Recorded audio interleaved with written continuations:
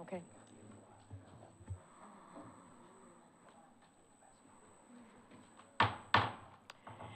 This regular council meeting of the 36th City Council is called to order. Please stand for the Pledge of Allegiance. Pledge allegiance to the flag of the United States of America and to the republic for which it stands, one nation, under God, indivisible, with liberty and justice for all. Ed Norris, our city clerk, please call the roll. Mayor McClellan, Here. Mayor Pro Tem Burns, Here. Councilmember Speech, Here. Councilmember Radner, Here. Councilmember Rich. Here. Okay, we have a quorum. Next thing on the agenda is approval of the agenda. Please, we have some visitors and we're gonna have a long discussion. Instead of having the visitors wade through our long discussion, I would propose that we move item 15A to number 6 on the agenda. 15A is the discussion of the bond refinancing by the Coon Drain bond refinancing. Move to 15A, move to number 6. Is that fine? Yes, so moved. Okay. Yes, support. All right, moved and supported. All those in favor? Aye. Aye. Okay. Agenda is approved as amended. Next, we have the consent agenda. These items are generally approved as a single item. Any council member can ask to have an item dropped from the blanket motion. Okay, the items are special council meeting minutes of December 21st, 2015, regular council meeting minutes of December 21st, 2015, Beautification Advisory Commission minutes of September 15th, 2015, Emergency Services Council meeting minutes of May 11th and November 9th, Recycling and Environmental Conservation Commission minutes of October 15th, and licenses, new and renewals as submitted for January 4th. A motion to approve the consent agenda, please. So approved? So moved. And a second? Second? All those in favor? Aye. Aye? Madam Mayor, Madam Mayor, yes. I had something I wanted to take off. Oh, I paused and I didn't hear a request. So, which item? The item 5A. 5A, okay. So we've got the consent agenda, now we're on item 5A, special council meeting minutes. And council member speech. Yes, just under 5A, the discussion of amendments to city ordinance related to alcohol and liquor. I recall the final discussion being that we would get some more information from the economic development manager and meet to discuss it again, but under the minutes, it notes that it would be submitted for a first reading to council today. Okay.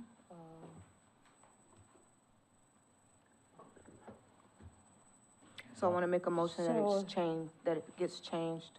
There's a motion to change the minutes. Is there a second? Okay, motion dies for lack of second. Next thing on the agenda. Excuse me, Mayor, Madam, point of Yes. order. If there's a question of the minutes, is it something that's supposed to be read since we record them, or how does that work? Point of order. The minutes are on for approval as they stand at this moment, so, and it's a separate motion. They're not a part of the consent agenda.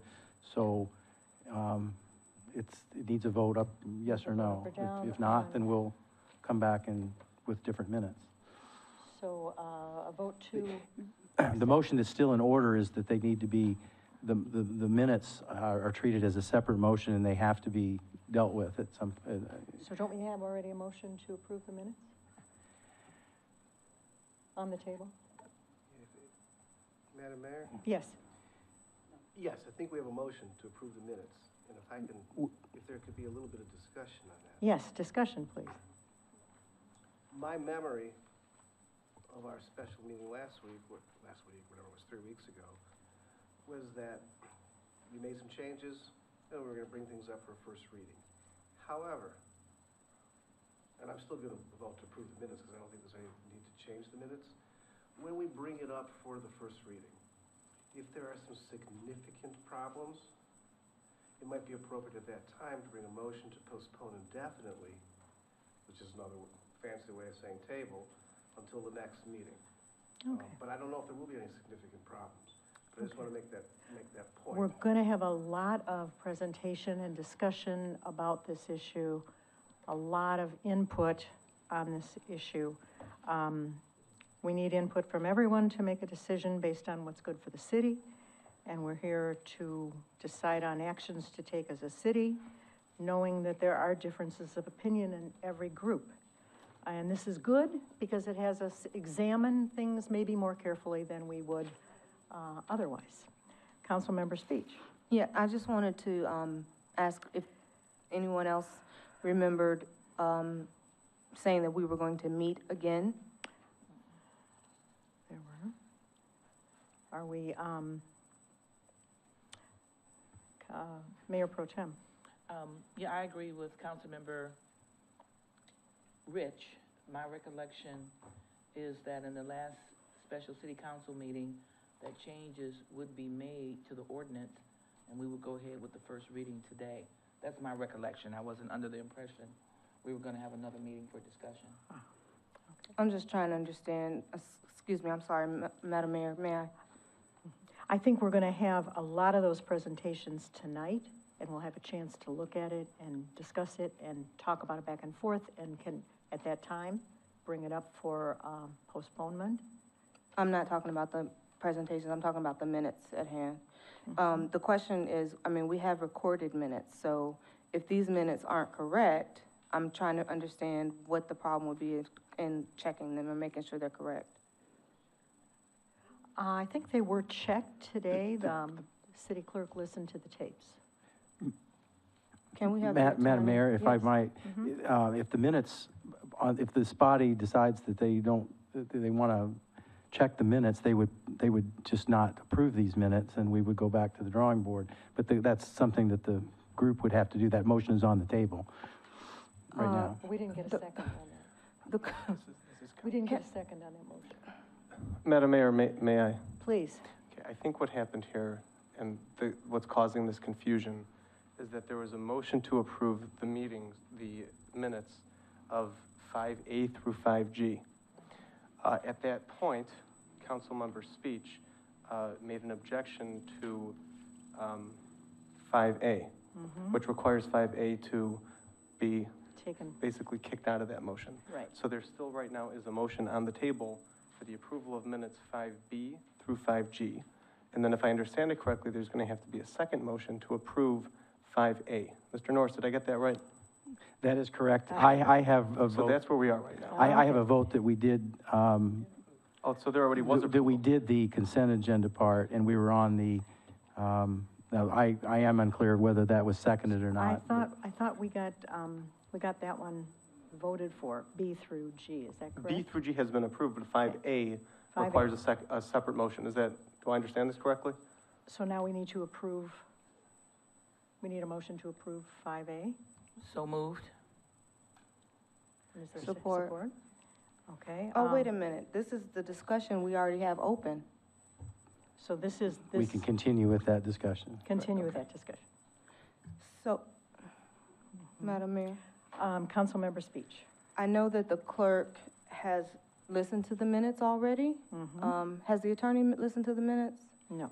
No? I have not listened to the minutes. So, Were you at the meeting? may I ask, I was present at the meeting. And what is your recollection? that's what I was gonna My recollection ask. is that the minutes, as indicated on the tentative minutes, are as the discussion went at this special meeting that date. Okay, all right. So we have a motion to approve the minutes. We have discussion. Yes? I hadn't asked my question yet. Yeah. The clerk listened to the minutes, and I just wanted to know if the clerk heard, what's in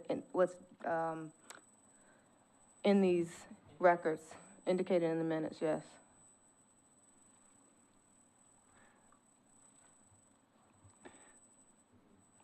Want me to answer? Yes, please. City Clerk Ed Norris. The minutes that were prepared reflect what I heard and what I heard the second time. Okay, so are we now ready to vote to approve these minutes? All those in favor? Aye. Opposed? Nay. Okay, motion carried. We don't have visiting elected officials, but we would like to move item 15A up so that our friends from the Oakland County Water Commission, Jim Nash, the Water Commissioner, and Paul Wygoski, the bond counsel for Dickinson Wright, can talk to us about the Coon Drain rebonding.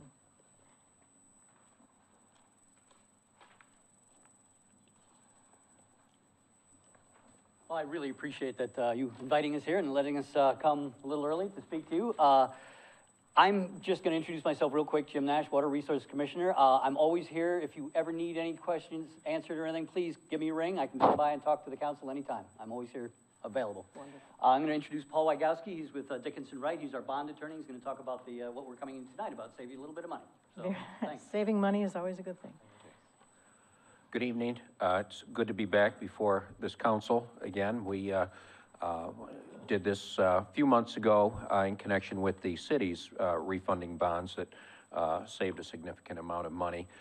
This is a very similar proposal, the same concept, the difference being that the issuer of the refunding bonds in this case would be the George Coon Drainage District. In 2007, that drainage district issued bonds, and the city of Oak Park was one of 14 communities that's obligated to pay to the drainage district its share of the bonds, and it's about 13% of the total bond issue. So the opportunity has arisen for the drainage district to issue refunding bonds that would presently estimated by the financial consultant to save about $545,000. That is, of course, subject to what interest rates will be at the time that the bonds are issued. If that did hold, as it currently is projected, 13% of that would be roughly $70,000 savings to the city as its share. So essentially, it would just be replacing the debt service, existing debt service, with new debt service. The resolution that you Is have. that 70,000, excuse me, over the life of the Over the bonds? life, yes. Yes. Yes. And the resolution that you have is a resolution requesting that the drainage district proceed with the refunding. The only obligations that you would have with respect to that, other than making the payments, would be that there will be an official statement of the drainage district that describes the security for the bonds, and in that official statement will be financial information of the city. That financial information will be very similar to what was already provided in connection with that recent city bond issue. The city also will have a continuing disclosure obligation similar to what it had with its own bonds. So it should be, I would say, minimum intrusion on the staff. Again, the benefit would be the savings. So the resolution authorizes the various officials, the mayor, the clerk, treasurer, city manager, to take the necessary action in order for the bonds to be issued. Okay. Wonderful, thank you. So let's have the motion to approve the resolution to request and authorize the George W. Kuhn Drainage District to issue refunding bonds pursuant to the provisions of Public Act 34 of 2001 as amended. Do we have a motion? So moved. Support? Motion and support. Are there questions for Mr. Wygoski? Mayor Pro Tem. I'm sorry, I must have lost my calculator tape in my head or something. I know you said there was a $545,000 savings to the city, To the drainage district. to the drainage. The whole district So in overall. total, and then the city's share of that is 13%. That's the amount that the city pays. And then the other 13 communities pay the other 87% of the debt service. So when you multiply the 13%, take 13% of the 545, you get So $70,000. it's the 70,000. Okay, I was just a little confused between the 70,000 and the 545. Thank you. Any further questions about the bond refinancing? No. We're all happy to get more money. Yes. Thank you so much for coming, and appreciate your making the trip out. A roll call vote, please, on this issue. Mayor Pro Tem Burns, Yes. Mayor McClellan, Yes. Councilmember Radner, Yes. Councilmember Rich, Yes. Councilmember Speech. Yes. Okay, motion carried. Thanks for coming. Okay, thank you very much. It's good to be here.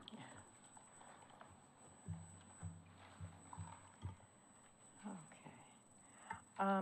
Now, as I understand it, we put the first reading on the table and discuss it at great length, and then can entertain a motion to postpone or can vote on it at the end. If I may, Madam Mayor? Yes, please. No, I had, when Councilmember Speech suggested her motion, I said that maybe if we have a big dispute, we could postpone it. But I haven't brought that motion. But if I can interrupt, I noticed that there's a 15B as well. Right. Do we want to take up 15B before we start dealing with 13, which is the ordinance? 15B will be a quickie at the end. It won't be a problem. Is there anybody in the audience? No, there's no one here for that. Okay. Yep, what that's, my concern was. just a little vote. So, my understanding is we put it on the table, we have a long discussion, a lot of presentations, a lot of questions, and see where we are at that point.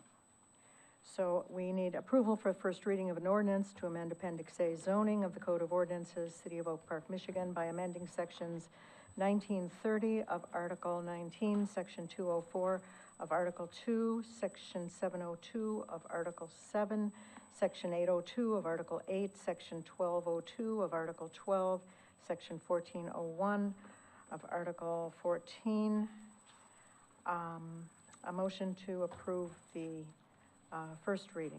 I would like to make that motion, but I have to add an amendment. Yes? One of the things that's missing from the changes in the ordinance is a definition of alcoholic liquor. But the state code, Michigan Compiled Laws 436-1105, paragraph 3, adequately defines alcoholic liquor. And I would propose that we add that definition at the appropriate spot. I'd like some advice from our city attorney where the appropriate spot is.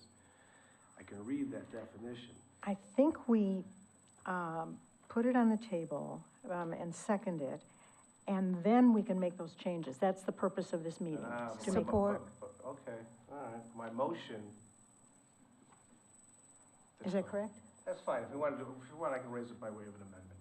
That's fine. Right. I was gonna raise it by the motion plus the amendment. By the motion plus the amendment? Just look and says, no, I'll Yes. do it this way. All right, This fine, is I'll complicated. I'll raise it up. Somebody will City support Manager it, and then I'll Tungate, what do raise you my prefer? amendment. Madam Mayor, supported it.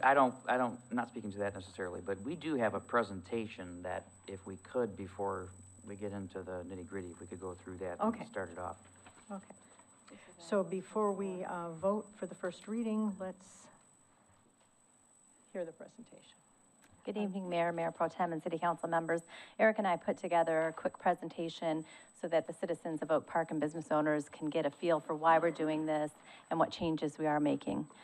So up on the screen, there's going to be a little slideshow We are amending the previous tavern license ordinance, which was approved in 2013, to comply with what the voters ratified by the ballot initiative on May 5th in 2015. We want to create a business-friendly environment that's competitive with the other cities surrounding us and help us to attract new restaurants to the city of Oak Park. Can you go back to that one, slow down a little? Maybe? We could get back one? Maybe not. Okay. Okay.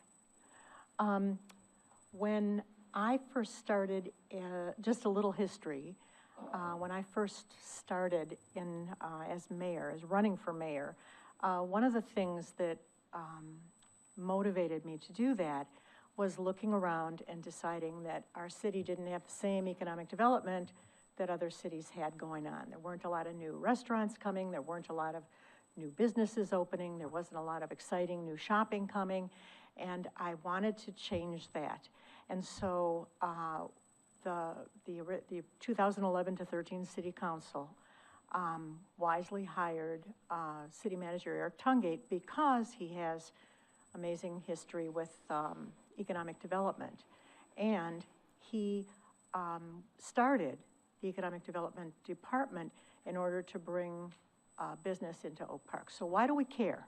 Why does it matter to us as residents if business is thriving in Oak Park or not? Well, if business is thriving and the property values of the retail property go up, they've been fairly flat. Even though our home properties have gone up a bit since the Great Recession, our commercial and economic property values have been pretty flat. And that means that the businesses aren't paying, in a way, their fair share of the costs of running the city. If suddenly we have a thriving business area, it will benefit the residents because it would be tax revenue for the city. So that's the motivation behind all of this. Why do we want to create a business-friendly environment? Why do we want to be competitive with other cities? We want residents to move in and discover our wonderful houses, because we have terrific houses. We've been moving in this direction for 4 years now, since I've become mayor. And the previous council had a company hired, Hamilton Anderson, to do an economic development study to find out what's missing and why aren't we booming and what should we do to improve the situation.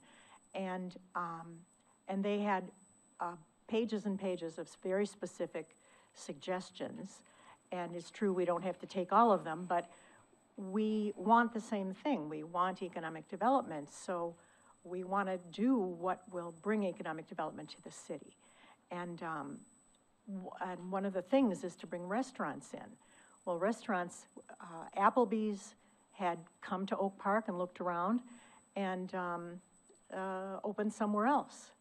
There was another restaurant that was looking in Oak Park and opened across the street in Southfield. So now we have tavern licenses. We've had them for 2 years now. And it's enough time that people are even saying, you know, that they were very concerned when we started with tavern licenses, that it was going to change the fabric of the city and all of that. But now when I mention it, they are not even aware that we have 2 restaurants that have been serving beer and wine for 2 years now with their dinners, and there has been, you know, no problem, no issues. We want more. So there is a new restaurant, Thai-Fi, that is going to expand. They're a carry-out restaurant now on 9 Mile near Ferndale. They're going to expand into a regular restaurant and sit-down restaurant, fancy and serve liquor. We want more of that. We want to develop Oak Park as the kind of place that people want to come. So instead of having us leave Oak Park and going to our neighbors, we want them to come to us because our town is a happening place, and it's always going to be Oak Park. It's always going to have its own identity, but it will be more exciting, more fun things to do, and we won't have to leave it for those kinds of things. Sorry for interrupting. That was a No, that's fine. paid That was political announcement. an excellent add-in. So the amendments that we chose to look at, to make it a little bit easier for businesses and then also to comply with what the voters, wanted, we looked at one of our, requirements of seating options. So originally in the tavern license ordinance, we required at least a minimum seating for 40. And we decided to lower that number to 20. One of the reasons is we can't attract like a small little bistro type restaurant. And then also other cities are not having that as a requirement when they're looking at approving liquor licenses. And if you own a restaurant, you have a lot of choices of where you can locate your restaurant. You can go to Birmingham, you can go to Royal Oak, you can go to Ferndale. We want them to come to us. So we want to make sure that we're not allowing anything that's not appropriate for the family city, but we want restaurants to open in Oak Park. Madam Mayor, Please, council member speech. will we have, opportunity to discuss this after, I or add think input? if you or should- have questions as this goes along, this is going to be a real discussion meeting. So if you have questions as it goes along, would you bring up the questions Or input? or input? Okay. So, and hopefully we hear from everyone so that, we need input from everyone to make a decision. Okay. I do have some input. Yes. On the previous slide, the previous point where we're talking about the minimum seating requirements. Yeah. I understood your point about the bistro. I have to, first let me say I do understand and I'm on all for Oak Park going forward and, you know, I've been on that, train with you since 13, so. Yep. But certainly, I do recognize that Oak Park is very unique, and I know we've had this discussion before, but for the audiences, for your benefit, I want to let you all know that I feel that not only do we have something to give Oak Park by way of, you know, the Class C, but there's other ways that we can make Oak Park move forward. So when you say the requirement was dropped from 40 to 20, you said it was to allow for things like bistros, but my concern is, could it allow for other types of establishments? What are you referring to when you So are like saying others type? bars or anything that would not be something that we would want to fit in Oak Park? We don't allow bars with our ordinance changes. We only allow restaurants, and we have a lot of other items in here that specify the things that they have to do in order for it to be a restaurant. So bars is not something that we allow here in Oak Park. Right.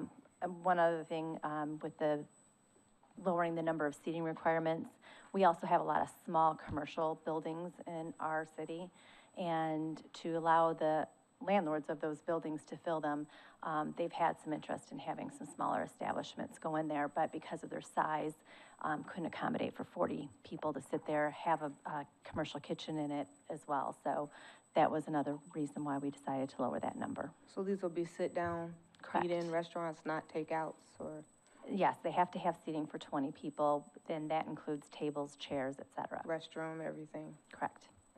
Okay, Any other questions on that one? not that one, thank Okay. you. The next item is to amend the hours of operation. Currently, with our tavern license ordinance, we only allow them to serve liquor until midnight. To be more competitive with other cities that do not restrict this in any way, we decided to follow the Michigan Liquor Control Commission, which allows them to serve till 2 a.m. The next item, in the tavern Is there a license. question? Yeah, Oh, Mayor Pro Tem. Sorry. No, not a question, just a comment. It has been my experience that most restaurants, even fine dining establishments, usually close around midnight. Right, and most restaurants will do that. There will be occasions, for instance, like New Year's Eve, that they will want to stay open later. And then also a banquet center that would host maybe a wedding or something like that would Exactly. be open later. I have a question about that then. So if, Mayor Pro Tem. Oh, Keisha, sorry. oh, I'm like, I didn't see your hand go up. Council member speech. So if most restaurants are going to close at midnight, anyway, why are we changing the ordinance to allow for restaurants to stay open until 2? Why don't we allow the exception to be that they come to us if they want to stay past midnight? For those couple examples that I gave with, for instance, like a New Year's Eve party or a special event that they may stay open later, a banquet facility would need to have extended hours in order to attract any type of weddings or events into their establishment. So what's preventing them, why do we need to change the ordinance? What's preventing them from coming to us and saying, we're going to need these hours because we're this facility, for example, or because we're having this specific event? What's preventing them from staying Yeah, why open can't we later? make it a variance instead of changing the hours that, making it 2 a.m.? Why can't we leave it at 12 a.m. and change the hours? It doesn't in allow the us to do a variance? variance on the general code, and I believe that's where it is listed. But we moved it, right? City Manager Tunga, please. Madam Mayor, members of council, if I could just in my recollection, as we've had this discussion, why 2 a.m.? Well, as we did our research, and Kim, correct me if I'm mistaken, but I thought the discussion was centered around our ability to attract, I mean, obviously to have some of these events like this, but to attract some corporate chains. And I think, if I'm not mistaken, TGI Fridays, for example. They're open late. Is a corporate chain that has, I think their stores are open till 2 a.m. Yeah. I don't eat at a restaurant at 2 a.m. typically, but that would restrict their ability with this corporate model to come into our city and locate. And we didn't want to have that restriction up front.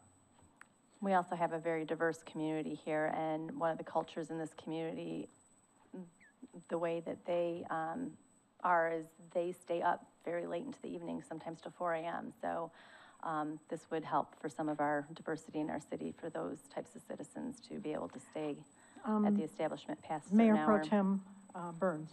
I'm for this because I also believe that it would not deter businesses to come and look at Oak Park if we had a set of restrictions or a time cap that was not consistent with the state law or with other communities.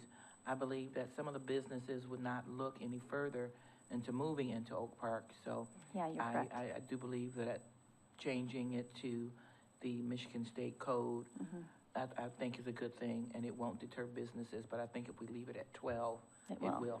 Yeah. Councilmember Radner, do you have input on this one? I'm just enjoying listening to the discussion. I do have a question for the city attorney. Councilmember Just speech. forgetting my Thank you. name. Golly, can't get it. Can't seem to get it.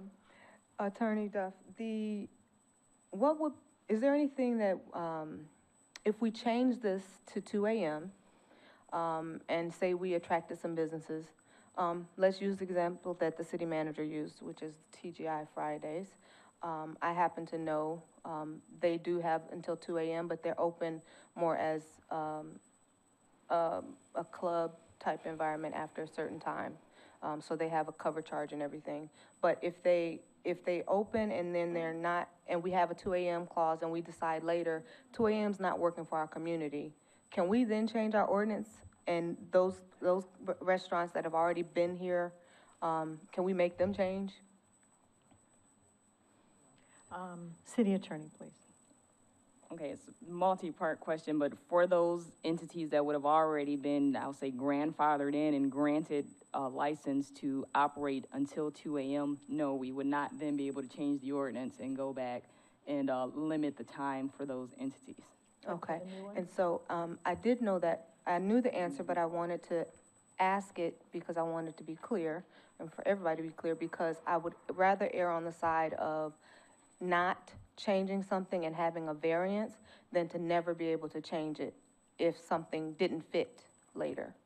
So if we change it to 2 a.m. now, and it doesn't fit for our community, or if it's, if they never use it, like the tavern license we have right now, like you mentioned, only 2 businesses so far.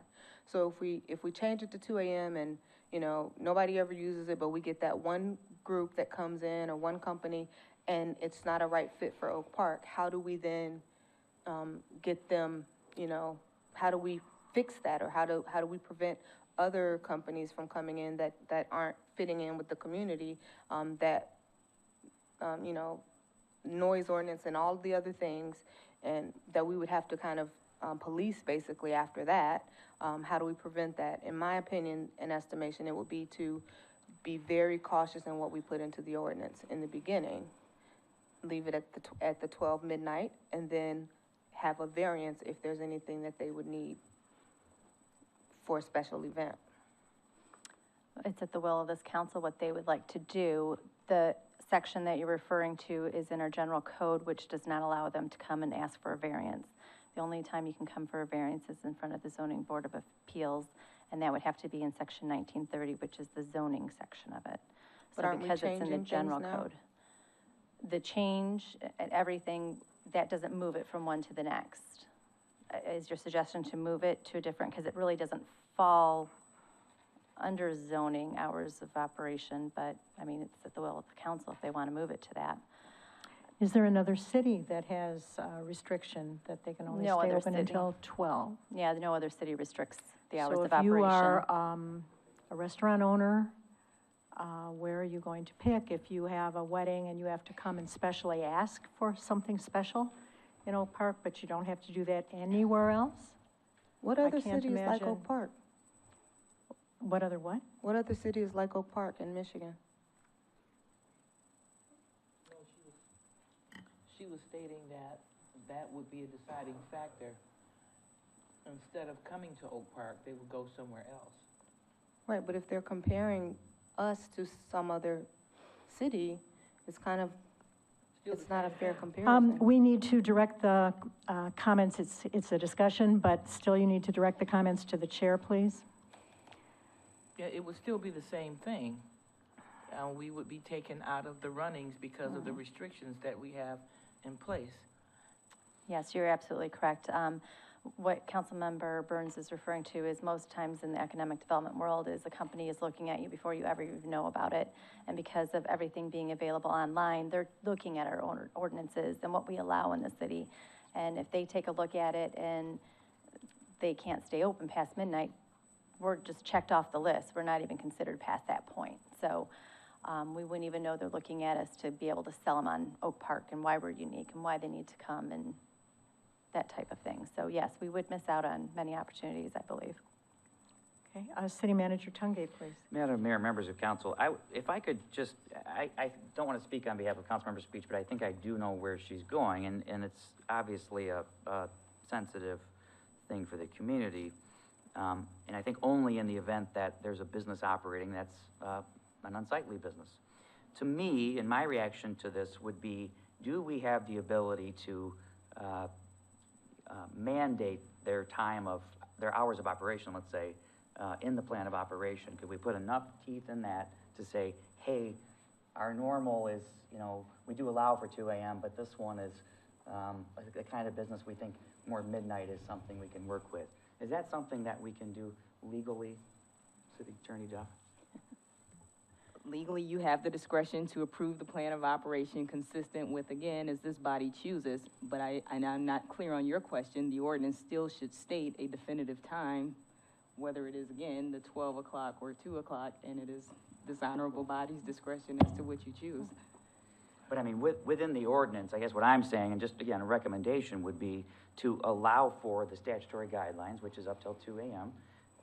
But if there is a situation locally here that we want to mandate that they not stay open that late, can we do that in the plan of operation by hours they give us? No, you cannot. No, you cannot. If your ordinance permits that they can stay open till 2 o'clock, they're permitted to stay open till 2 o'clock, and you cannot put an arbitrary limit on that time based on your analysis of that particular business fit within the community. So once you set your ordinance, you need to stick with that ordinance time. Even though Mayor Pro Tem. Sorry, I kept hitting the mic. And I also believe that, and this is in regards to Mayor Tungate's suggestion, that if we add, I'm sorry, City Manager. sometimes I like to think that's, Tungate's suggestion, I do believe that if we added additional language, it would just convolute the purpose of the ordinance, when the purpose of the ordinance is to state a time. So we need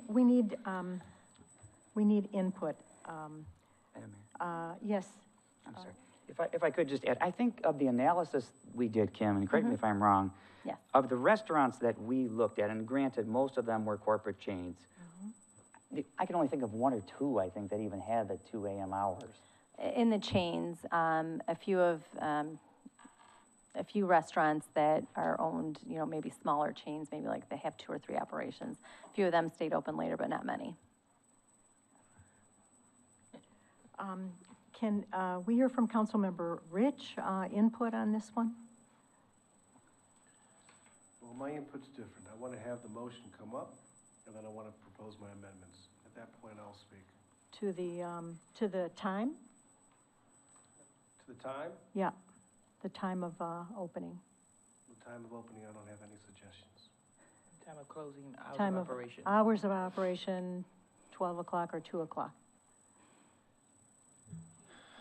No? Councilmember Radner. There are other ordinances that we have in place that will prevent things from getting out of control. Right. And I'm sure you can speak more to that if you want, but. Yeah, actually, in a we couple have- slides, we're gonna refer to some There- of that. There are plenty of other ordinances, such as a noise ordinance, and so we don't have to really be concerned about every single possible thing that can go wrong with every detail of the ordinance, because when you look at all the ordinances, we're still being very restrictive on exactly what can be there. And it's gonna be the kind of establishments that are gonna be good for the city. That's my 2 cents. Thank you, appreciate your input. Councilmember Speech. Yes, and I know, Councilmember Radner wasn't here, for the last one, so I'm repeating myself a little bit.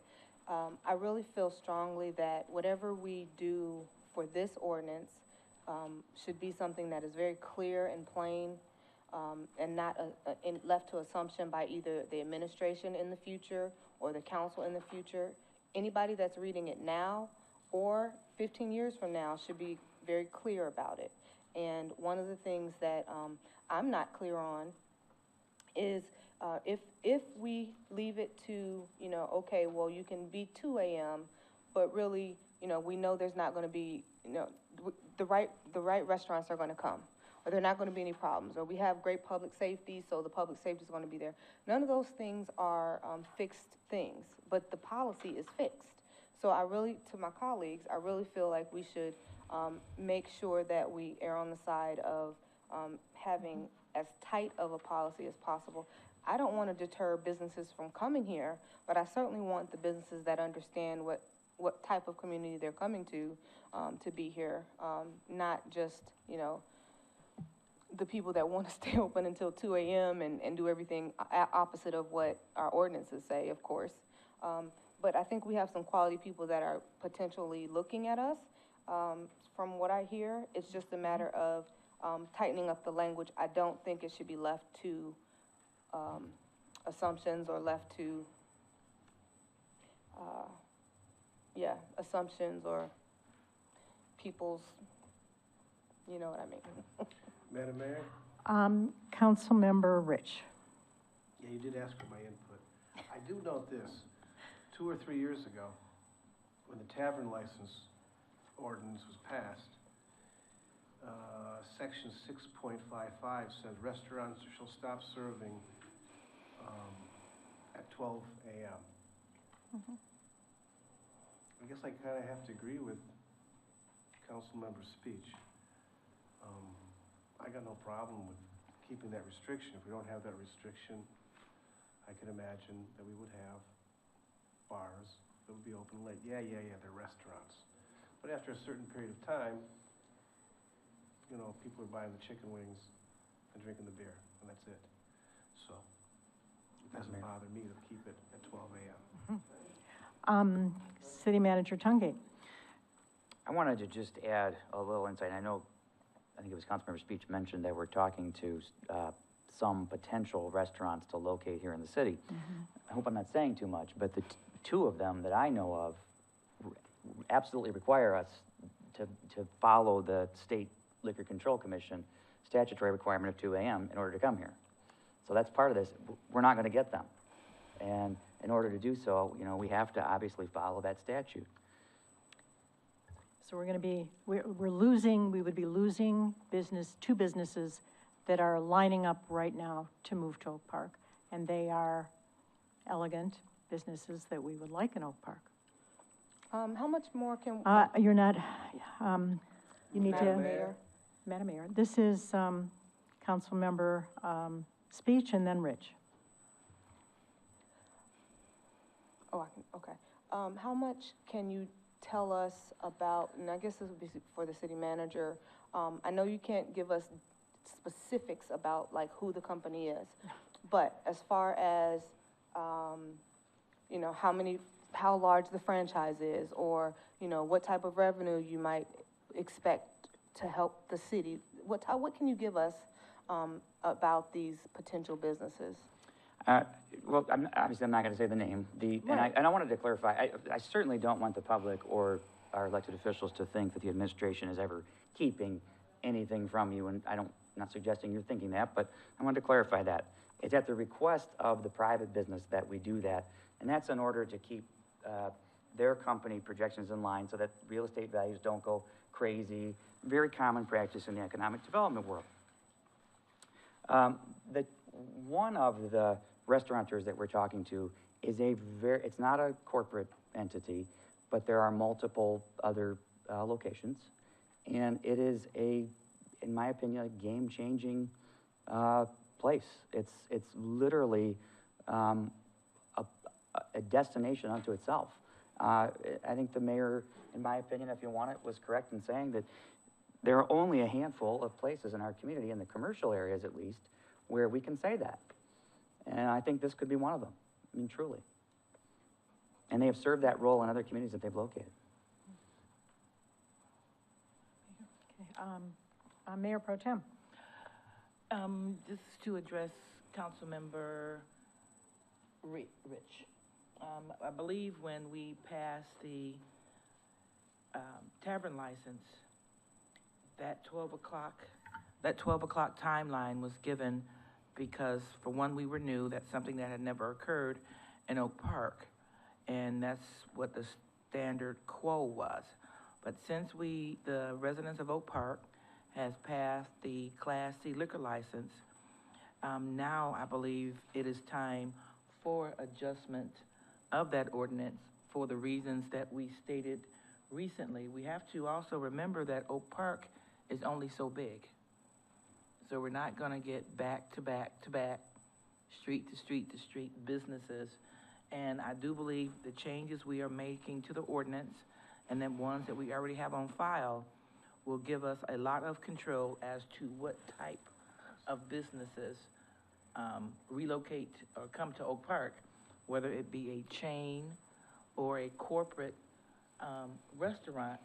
I still believe that we need to change the ordinance to be competitive with our surrounding communities. Can we move on to the next issue? The next issue, can we move on to measurement standards?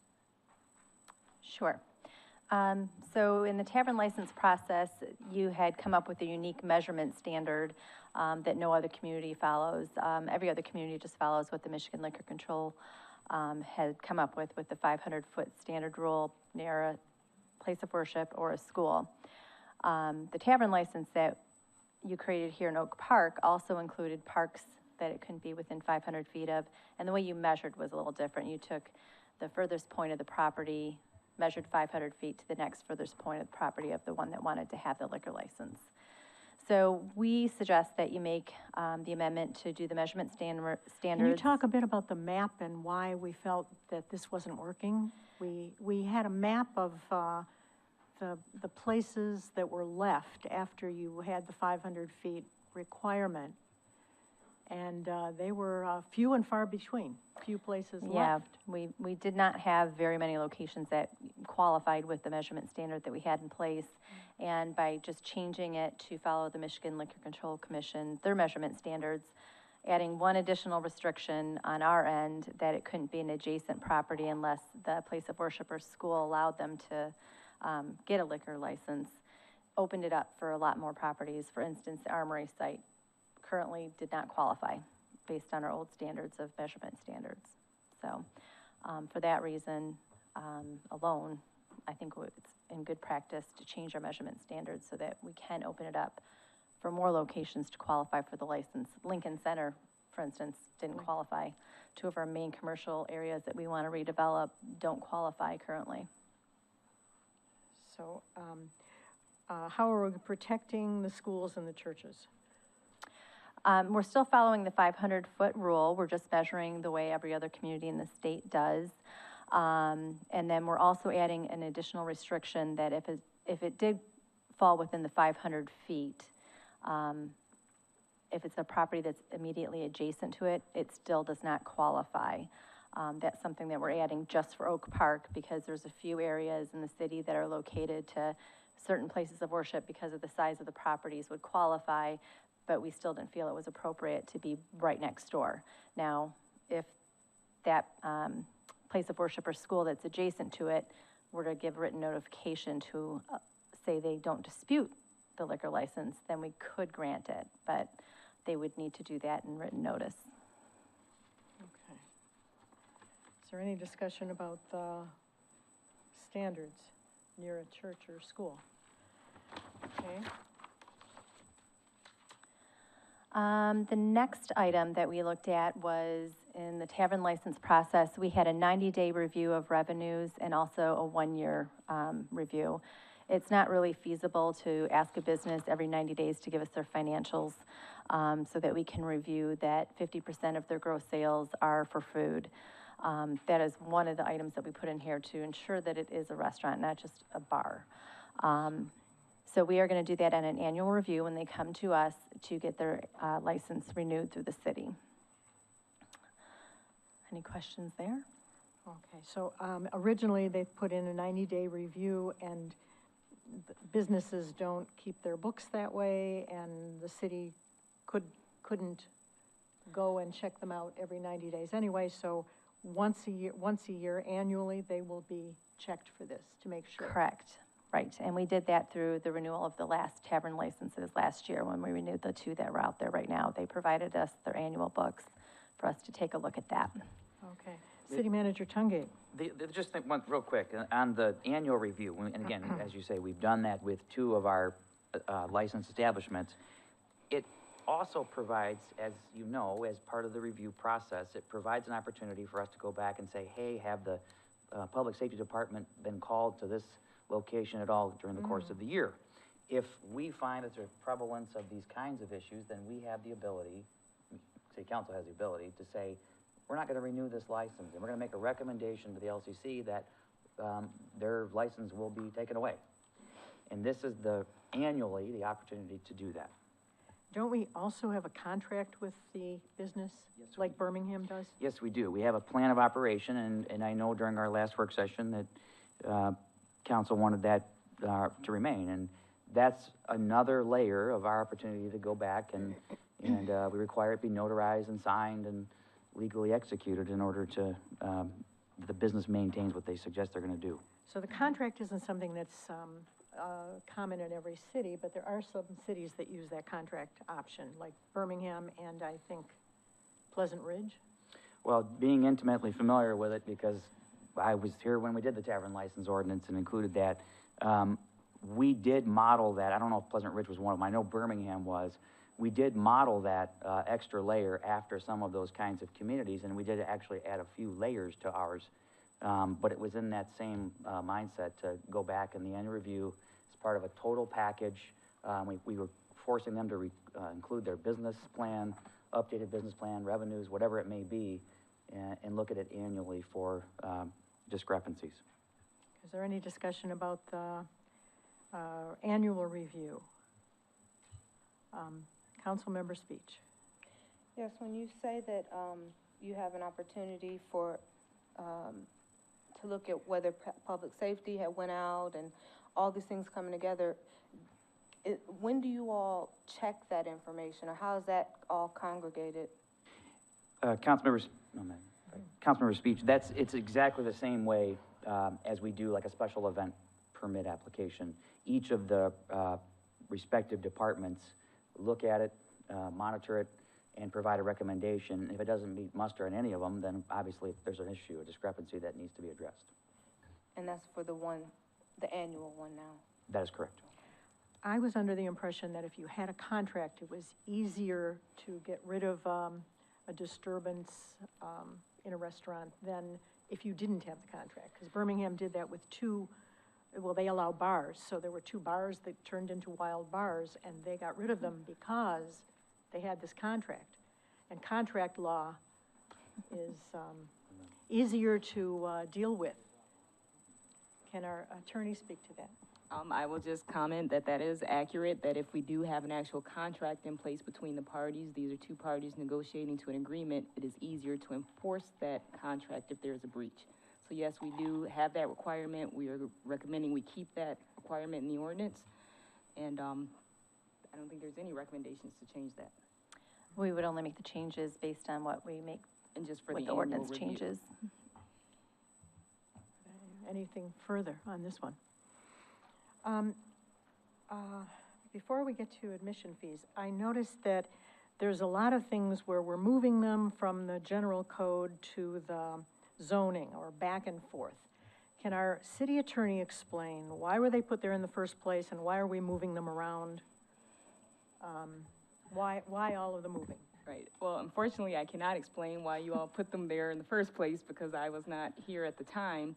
But in looking at these amendments as we've moved forward, generally, city council sets the ordinance and the policy of the city, and the zoning ordinances are used primarily by the administration to affect the process. So again, the zoning ordinance describes the licensing procedure, the contract requirements, and more of the terms that govern the license versus the general ordinance, which is the law that the city council enacts that will govern the issuance of the license itself. So again, this is more just stylistic, cleaning up the ordinance.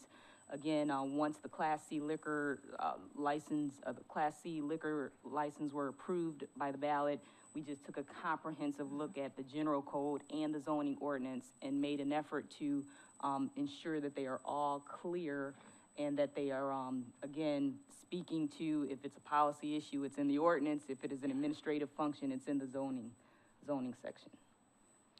Okay, is that clear? Does that answer that for everybody? All right. I think you're on admission fees. Yes, the previous tavern license ordinance did not allow us to allow an establishment to charge admission or cover fees. Every other city does allow for that, and we felt that there are some instances that we would want to allow it here in our city as well, but we put a little bit of restrictions to it, and that they would either need to put it in their plan of operation that they may have, say, 10 events throughout the year, or if they didn't know at the time that they put their plan of operation together on the annual basis for review, that they would need to come to city council for a special event license to allow for those covered admission fees. A lot of times you may have an establishment that may have a special entertainer that comes in, for instance, that charges them a lot of money, and they need to push that cost onto the patrons and will charge an admission fee.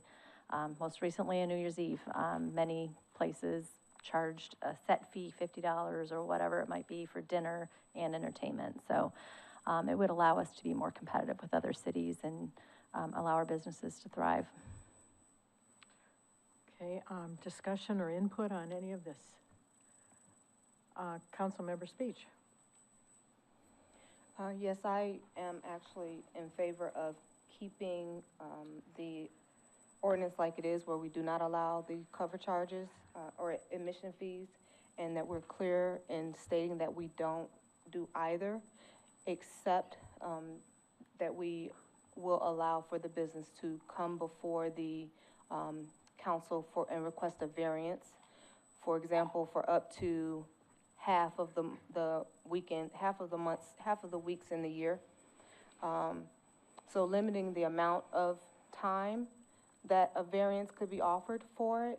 Just in the cases of Manager Maroney mentioned, there may be special events, there may be, some activities that a restaurant wants to have, but to prevent the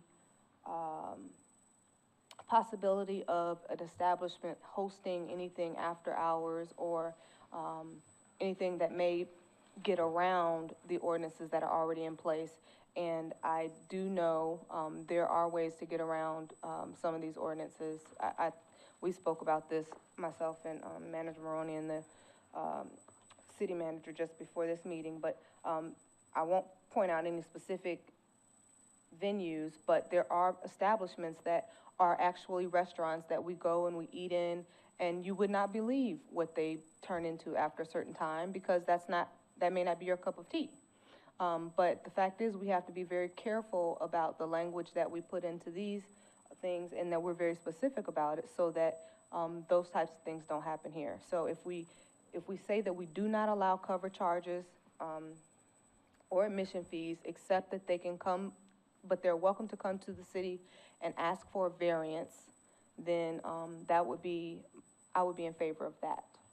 Some language, of course, you guys can work with the legalese. I'll trust our, our attorney, but, certainly I would be more in favor of that than to allow for any type of admission or cover charge, and then allow the establishment to be able to, decide what that means. Input from other council members, please.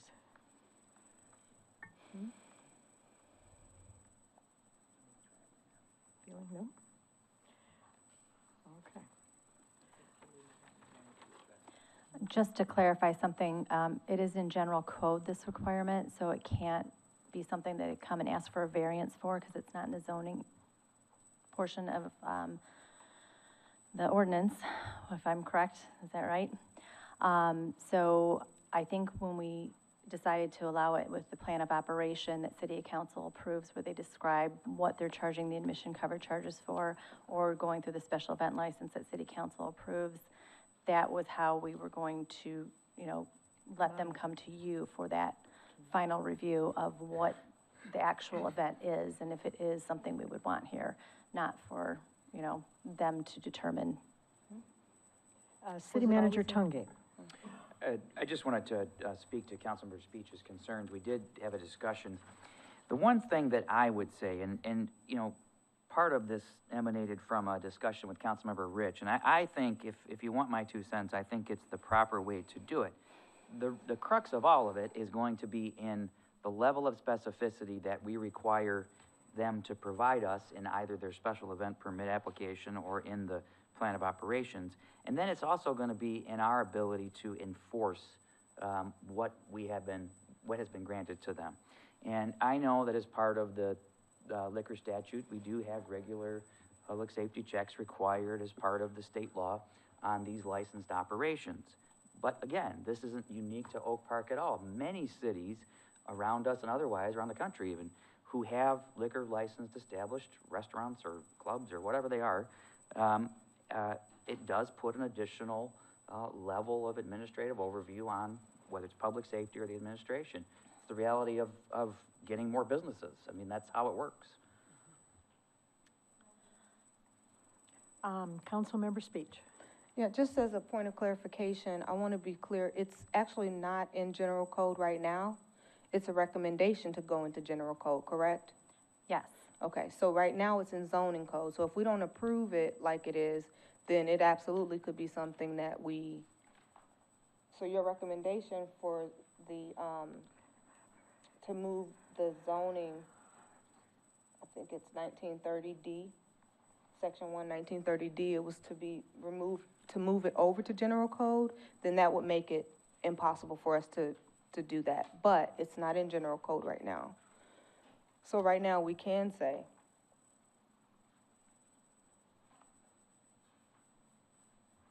No, that there I'm could be sorry, a I was variance. incorrect. It was not in zoning. It was, it has always been in the general code. Move to general code. I'm looking at It's it. under section 655-5. It's always been in the same place in general code. And I might add a suggestion to city council when we make the revisions to the contract. That can be something that we put in some language that states that they can't, stay open past a certain hour to charge cover charges and operate as a bar. I don't know what our attorney thinks on that, but. when we revise our contract based on these changes that are made by this body, can we add another level of comfort for city council member speech that would prohibit them from operating as a bar after a certain hour? We don't allow bars. Well, No. I'd say again, we already have an ordinance prohibiting bars, so I think that language would be, Redundant? exactly. Okay. Madam Mayor? City Manager Tunge. I definitely don't want to speak for Councilmember Speech. I do understand her concern. I mean, this happens. We see this in other communities around us. And I'm not just speaking about the city of Detroit. It's other communities where, you know, Royal Oak, for example, I was mentioning this earlier, where it hits midnight and then, you know, they're still meeting the requirements of a restaurant, but now they've transitioned over to a nightclub. And so I think that's, if I'm not mistaken, that's her concern. It's a legitimate concern. That and the noise. Well, and I think if I could, just on the noise side of it, and this again gets back to the administrative overview, public safety as well, where if they're not adhering to our noise ordinance, which we do have, then it's on us to go out there and enforce what's on the books already. And that goes for as a public nuisance, noise, whatever it may be. Again, more businesses is going to equal more public safety usage, et cetera.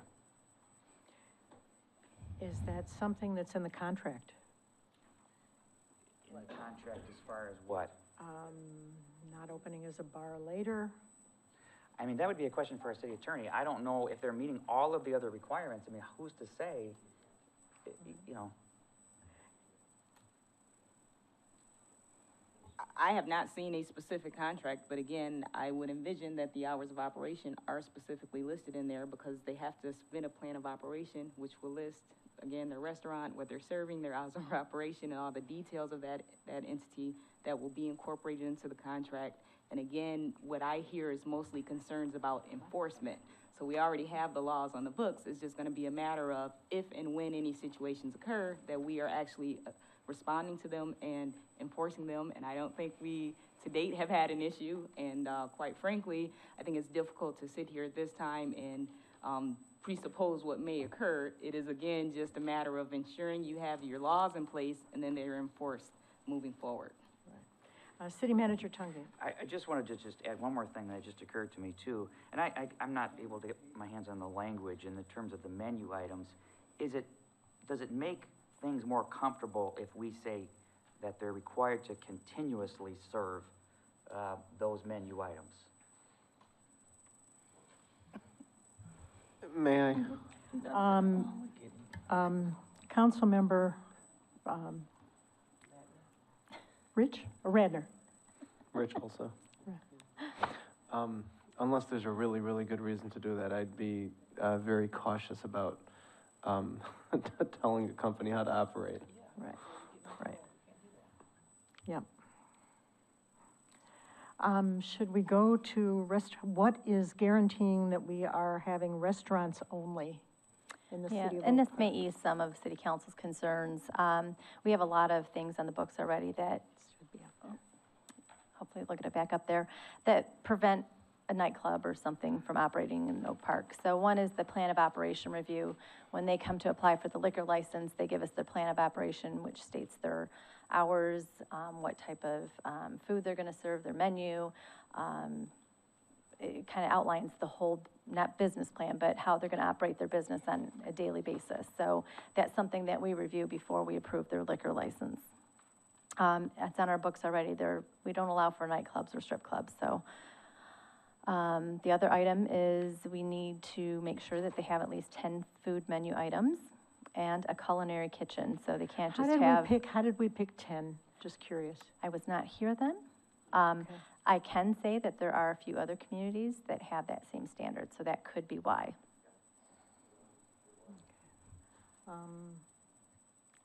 City Manager Tunge, will you speak to the 10 food menu items?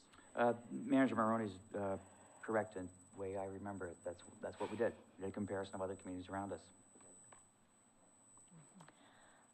And speaking to the culinary kitchen, that can't just be a kitchen that has a microwave in the back room and a deep fryer. It has to be an actual kitchen. So that's another thing that would prevent just a regular bar from opening up. No more than 50% of the floor area can be used for purposes other than seating diners. So it has to have tables, chairs, and those speak to a restaurant. The restaurant will not be contrary to public interest or injurious to nearby property. So if they're disruptive, for instance, Councilmember Speech, you're concerned of them becoming a nightclub after a certain hour. If it's becoming a nuisance in the neighborhood, we don't allow for it in our current ordinance, in this ordinance, actually. So that's another layer of protection. Also, the restaurant will not have the possible effect of downgrading and blighting the surrounding neighborhood or will not reasonably diminish the value of properties in the immediate area. So if there's disturbances, oh, that's the end of it, then we can make sure that we're following up on those, and we can make a recommendation to the Liquor Control Commission if we're having issues for them to not approve their license renewal.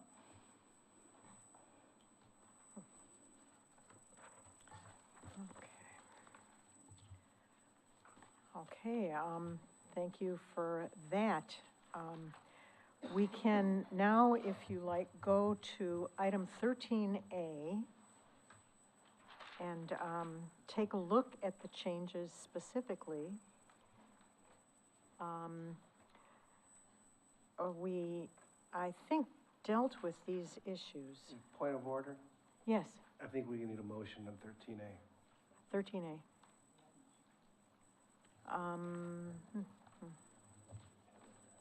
Let's see. Motion for first reading, is that where you are? Didn't he say? Councilmember Rich, motion for first reading, is that what you're asking? I think that's what we need. We need a motion for first reading. Okay, do we have a motion? You gotta ask. Pardon? Did you do the asking, or? Did we, I thought we did this, first reading of an ordinance to amend Appendix A zoning of the Code of Ordinances, City of Oak Park, Michigan, by amending sections 1930 So moved. and on. Yep. And do we have a second? Second. Second. Is there further discussion? Madam Mayor, I'd like to Councilmember. make a motion to amend. Yes, please, go ahead. I'd like to make a motion to amend 13A, which is the ordinance section 1930, restaurants serving alcoholic liquor. I'd like to make two proposals. The first is that we add section 1930, paragraph L, and L would mirror the language contained in the Michigan compiled laws 436.1105, paragraph 3. That's the section of the liquor law which defines alcoholic liquor. It defines it to mean any spiritus, vinous, malt, or fermented liquor, etc. Well, I'll read the whole thing. Alcoholic liquor means any spiritus, vinous, malt, or fermented liquor, powder, liquids, and compounds, whether or not medicated, proprietary, patented, and by whatever name called, containing 1/2 of 1% or more of alcohol by volume, that are fit for use for food purposes or beverage purposes as defined and classified by the Commission according to the alcoholic content as belonging to one of the varieties defined in this chapter. I think we need to have that in here so we understand what alcoholic liquor is. The second part of my amendment would be in paragraph F of section 1930, there's reference to alcoholic liquors, S as in plural. That should just be alcoholic liquor. But we definitely have to have a definition of alcoholic liquor, and I would raise that as an amendment. I bring the motion. I don't see the S on section. Paragraph F. F. Sentence that starts, notwithstanding the stated distance requirements, no proposed restaurant will permit to serve Notwithstanding. alcoholic liquors. The S should not be. Oh, I see. But we Okay, the definitely second page, this is on the second page, to, so can we, make that a motion together That's my to motion to drop the amend. S and add item Add L, paragraph L, which is defining alcoholic liquor? correct. Do we have a second? Second. Okay, do we have discussion on the amendment? I think our, city attorney. Yes, thank you, Madam Mayor. Just want to add and clarify from Councilmember Rich. We had a brief discussion before the meeting, and the question was posed as to whether that definition was already in our ordinance. I have had an opportunity to look, and it is in the general ordinance under Chapter 6. So just as a point of clarification, the language there just states that the meaning of the terms alcoholic liquor and license when used in this chapter shall be used as defined by state law. Question for Councilmember Rich is if the proposed amendment should possibly be placed in the primary ordinance under that section, And then if you want to specifically state the Michigan code language, which I fully support, because I always think it's easier when someone is referencing our ordinances that they're not having to look at the state code, to just specifically include those two definitions under, again, it's section 6-1 of chapter 6 in the general code. Are you good with that, Councilmember Rich? Where is 6-1? It is not before you because that's not one of the sections that's currently proposed for amendment. You only have the sections that the administration is proposing for amendment. So the 1930 section, again, we can put it in there, but the start of that section would be the code language under that chapter 6, where the definitions are set forth. I just think that may be a more appropriate location for it. Where the definitions for Alcoholic liquor and license as referenced in our entire code regarding alcoholic liquors. where you think is the appropriate place to put the definition. Okay. Is that, so are we,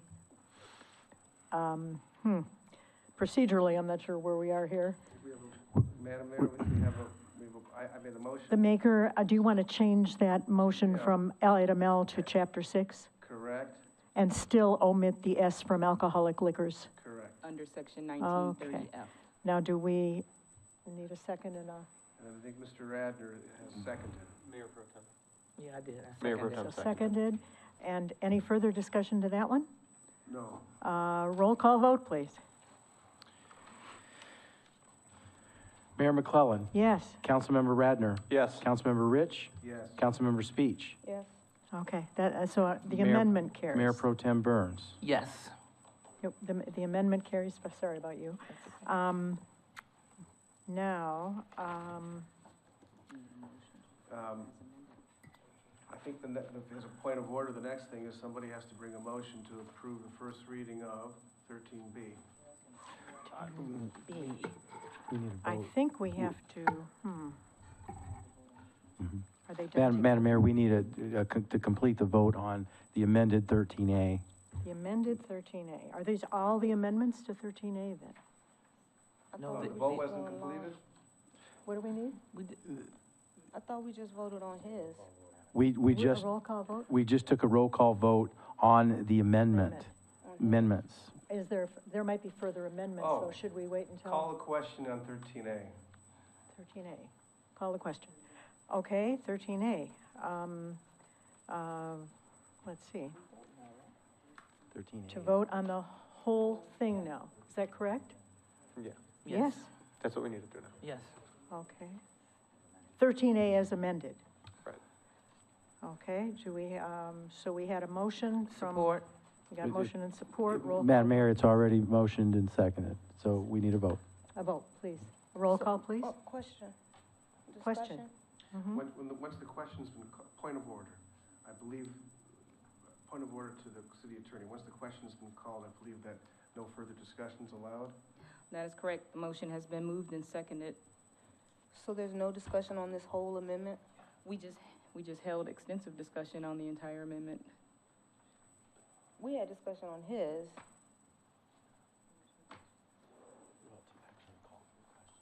Are there,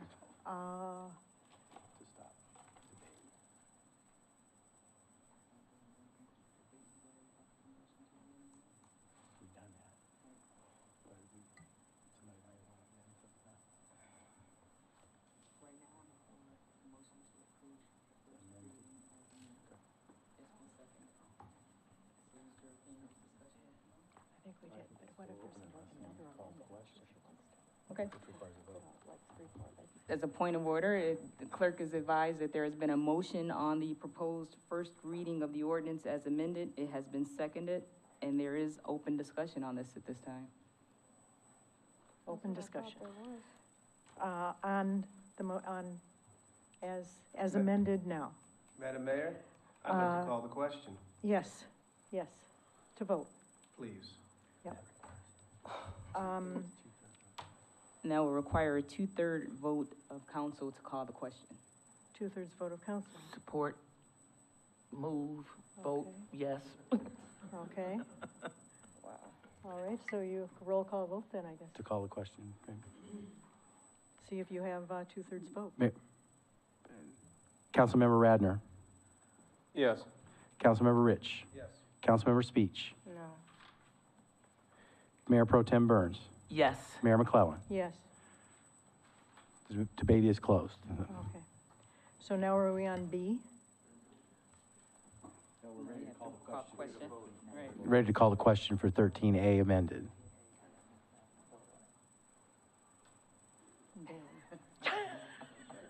You're over my head. All right, so now we are on which? We do, we do. Roll call vote on 13A. First reading of the ordinance to amend Appendix A as amended by Councilmember Rich. Councilmember Rich. Yes. Councilmember Speech. No. Mayor Pro Tem Burns. Yes. Mayor McClellan. Yes, Councilmember Radner. Yes. okay, motion carries. Are we on B? Yes, ma'am. 13B, first reading of an ordinance to amend Article 3, regulation of on-the-premises consumption of Chapter 6 alcoholic liquors of the Code of Ordinances of the City of Oak Park by amending Sections 654, 655, and 658 thereof. I believe somebody has to move it. So moved. And supported? Do we have support? Support. Moved and supported. Madam Mayor, a motion to amend. Councilmember Rich. I'd like to amend the proposed ordinance to add into section 6-55 the statement that restaurants shall stop serving alcoholic liquor at 12 a.m. midnight. Where is that? Oh, 6-3. You are amending it so that it says what it said before we crossed it out. Is that correct? That's what I'm thinking, yes. On the back, 655, number 6, 6-3, the red words, shall stop serving alcohol at 12 midnight, be reinstated. So that they have to stop at 12 midnight and not stop at 2 as required by the Liquor Control Commission. That is his amendment is asking us to stop serving alcoholic beverages at 12 and not 2. I'm sorry, I thought we just voted to change the time to 2. Oh, that was the closing time. That was the operation time.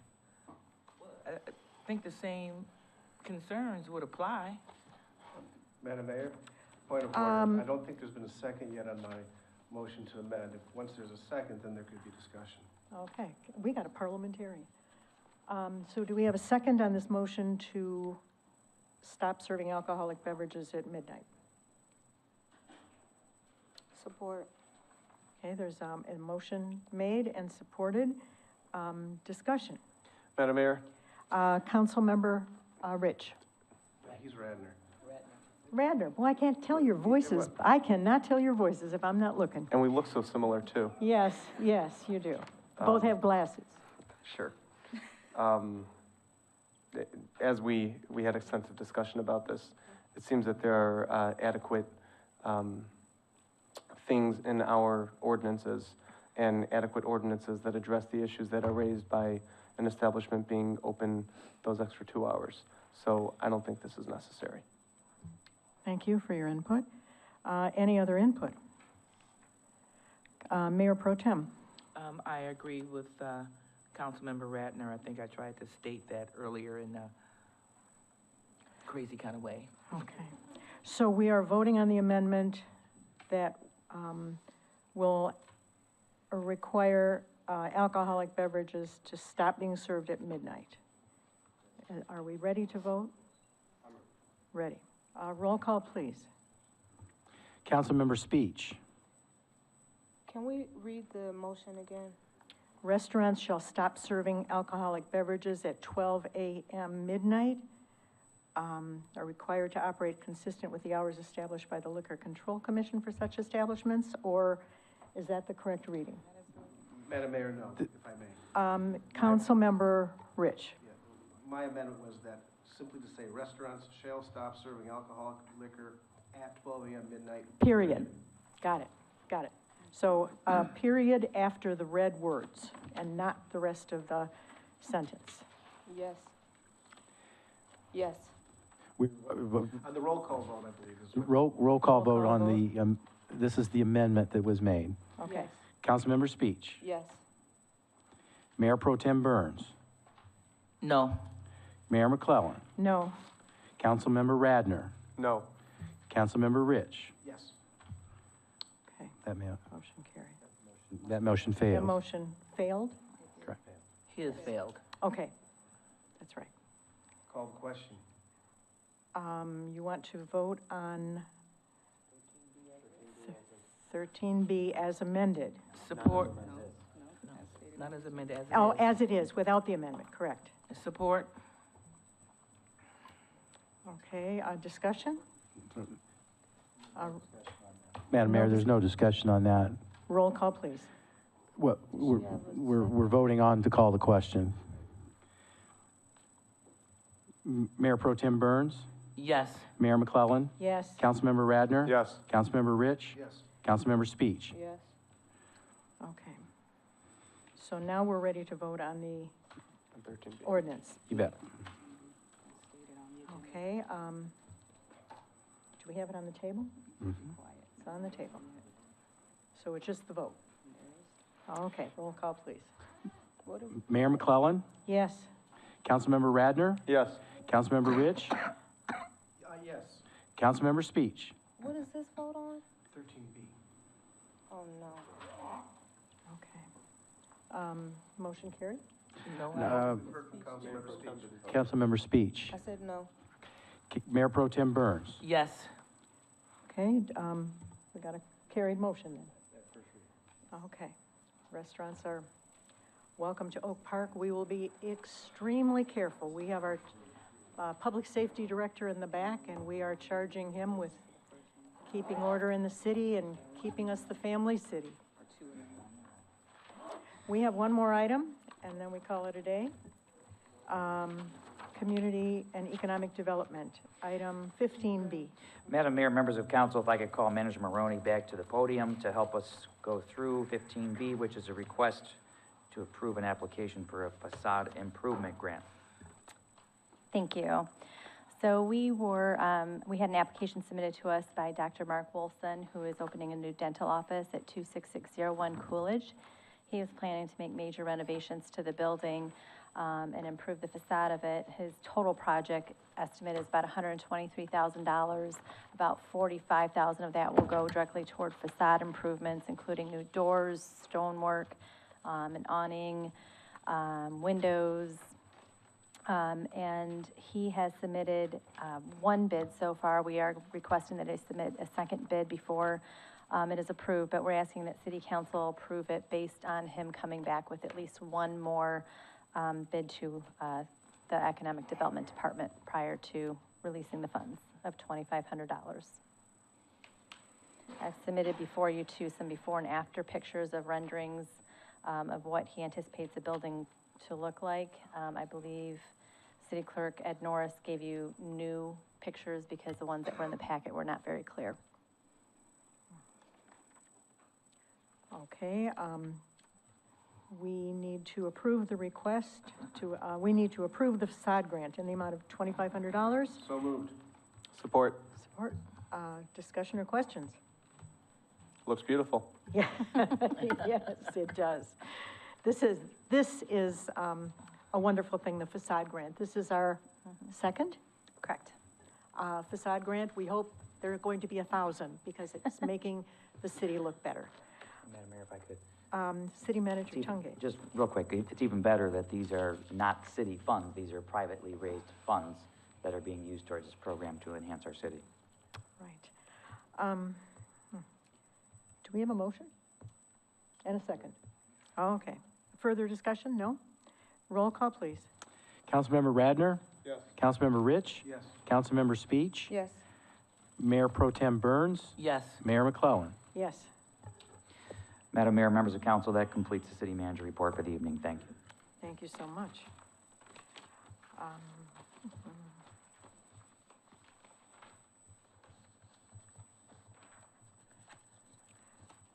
Okay. Next, we have call to the audience. Please give us your name and address and limit your comments to 3 minutes.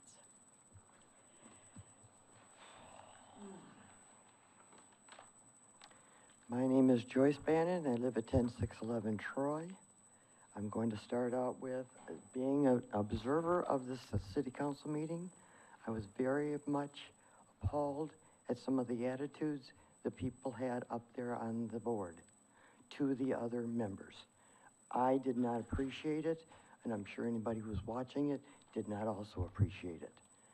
Secondly, the water refund, is that going to be going to the residents for the drainage refund? Or is that just gonna go back in general fund? We will, Okay, I know you can't answer me, but that's okay. The second one is there's 3 of us, besides myself, that were in the planning meetings regarding all this alcohol and the beer and the wine. I was sat in your meetings, I gave you my feedback. I've worked in restaurants, I've worked in bars.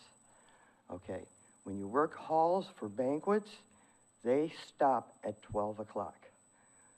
They don't go till 2 o'clock in the morning, because they want people out of there so that they can clean up. When you work in a bar, you serve till 2 o'clock in the morning, you might get these people out by 3 o'clock in the morning.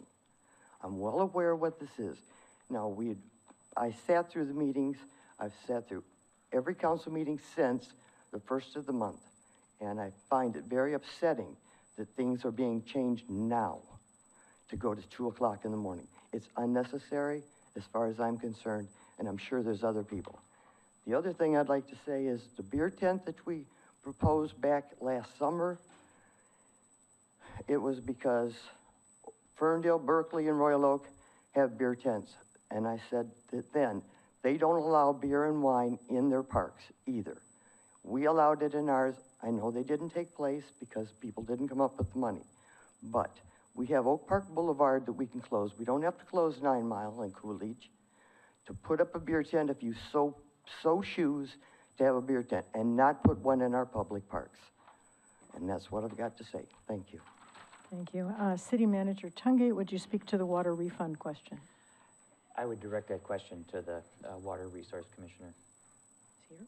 No, but they have an office. Ah. I don't speak to that. Okay. All right. Thank you. Anybody further? I have some comments. First, people have been wondering why the trees were cut down on Church. If anybody is driving in North Oak Park and they wondered what happened to all our trees, the Michigan Department of Transportation has determined that the bridge over 696 at Church has structural issues. It leaks during the winter, makes huge icicles that they feel are dangerous to cars, and they are going through the expense of taking this underpass down to the metal supports, and it is scheduled for this summer. They propose to start the day school is out so that it won't affect school traffic, and they promise to be done before school starts in the fall. The first step for the state to do was to take down the trees. And my question was, if they're not starting until June, why are they taking down the trees in December? And the answer is bats. So the bats question is, bats nest in trees in the spring, and bats eat a lot of mosquitoes. And so MDOT wanted the trees to come down early. They didn't tell us until the day before they were taking the trees down to get the word out to you about why your trees are missing. When the project is finished, MDOT will put up a new playground. For every tree taken down, they will put up a new tree, although not a 25, 30-year-old tree, of course. And new lights and new paths will be installed. So after the disruption of the summer, we will have a nicer park. In Victoria Park. In the new year, City Council is setting priorities for the coming year, and we're continuing on the path of growth and prosperity in our commercial sectors to overcome the stagnant property values. We're making our city more welcome to walkers and bikers. Exciting things are going to happen at 9 and Coolidge. We're going to make that a center where we can have art fairs, where we can have, if we want a beer tent, it could be over there at 9 and Coolidge instead of anywhere near the park. So that would end that difficulty, that short-term difficulty. We appreciate all the people who took the time to answer the survey. We're going to continue to expand and improve our parks and library and city development in the coming year. We're going to continue the excellent communications that we are presently enjoying, even making it more interactive. This year we expect to have a website completed that will allow some interactive responses from you when you go on our website. As of now, you can pay water bills and taxes online. We want to make it easy if you have an issue with a neighbor or something on your street to report it and to get feedback on it. We're going to continue to expand our festivals, Winterfest, Summerfest, 4th of July, the concert series in the park, and regularly scheduled art events. Finally, we want to improve our service to you and your service experience when you come to City Hall. So all of these things are on City Council to-do list, and it looks like it's going to be a very exciting year. Thank you for coming, and Mayor Pro Tem Burns. Thank you everyone for coming out this evening. Thank you everyone for coming out this evening. Please be aware that the summer we had in December is officially over. Please dress accordingly and do not leave your pets outside. It's supposed to get down to 8 degrees tonight.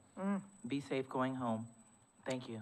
Thank you. Councilmember Radner, I'll call you by the right name this time. Thank you, Madam Mayor. This ordinance will no doubt rub some people the wrong way, as I'm sure probably the majority of ordinances that have ever been passed in this country probably have rubbed some people the wrong way. As your council members, we're here to listen. We're definitely interested in hearing what your thoughts are, and thank you for sharing your thoughts as well. Our contact information is on the website. If anybody would like to email me or call me with any more questions or concerns, I would certainly like to hear them. Other than that, stay warm, stay safe, and have a good night. Thank you. Councilmember Speech. First, I'd like to wish everyone a Happy New Year, and to say to those that came out tonight, thank you. It's very cold outside. Regarding the ordinances, I did vote against both of them, and that's because I could not in fair conscience vote for them. There's just so much that I don't feel is right for parking them, but I'm only one vote. The one thing I do remember from being elected is that I told you that I was committed to this community. I am dedicated to its process, and I remain that every day. And you can hold me to that. I feel very, very strongly about telling you the truth and acting in that truth every day. So I hear you, and I will echo you as much as possible. But if you have a concern, if you have a question, if you have a thought, you need to be at these meetings, or you need to be sending emails in, because I can only say so much. Ms. Bannon came up. She's actually a staple here. She comes up quite a bit, and we appreciate her for that, because we get to hear what residents are saying and what maybe her neighbors are saying. But it's very important for us to hear from you and to see you. If we can't see you, call us. If you can't call us, email us. Because like I said, I am only one vote, but you are more than one voice. Regarding this year, 2016 is upon us. We have some wonderful calendars that are now out by our communications office. And I encourage you, if you didn't get one in the mail, you should have. If you didn't get one, they're available here at the City Hall. This week, there isn't much going on. The offices, of course, will be closed on the 8th, but next week, we have the Master Plan Town Hall on the 12th. And that is another opportunity to have your voice heard. Please come out to that. If you feel that you can't make it, we can get a survey to you. Or, make sure you know how to get it online, because we need to hear you. I'm sorry? It'll be at the town hall, I'm sorry, in the, community center And what time? at 5, I believe, 5:30? 5 to 7, it's 5 to 7. It's, the time is not on the calendar, but I know it is 5:30, so it's, I'm sorry, 5 to 7. 5 PM to 7 PM in the, Recreation Department, Community Center. It's the Master Plan Town Hall. There's also a link on the website to take it online. So tell your friends and neighbors about it. That's another opportunity to tell us how you want policy to go, how you want your Oak Park to go. But certainly coming to these meetings the first and third Monday of every month at 7 o'clock. And any special meeting is open to the public. Any commission meeting is open to the public. So anything you see on this calendar, you can come to. It's your meeting, and we need to hear from you. And the last thing I just want to say, please stay warm. It is cold outside, it's real. If you have anything that, maybe you have a lot of blankets in your home or extra socks that you have too many of, please think about giving them to a homeless shelter or a veterans hospital so that they can spread that warmth around. Thanks so much. Have a good night. Thank you so much. Councilmember Rich. Thank you all for coming. Have a good night. Thank you. There being no further business to come before this council, this meeting is adjourned.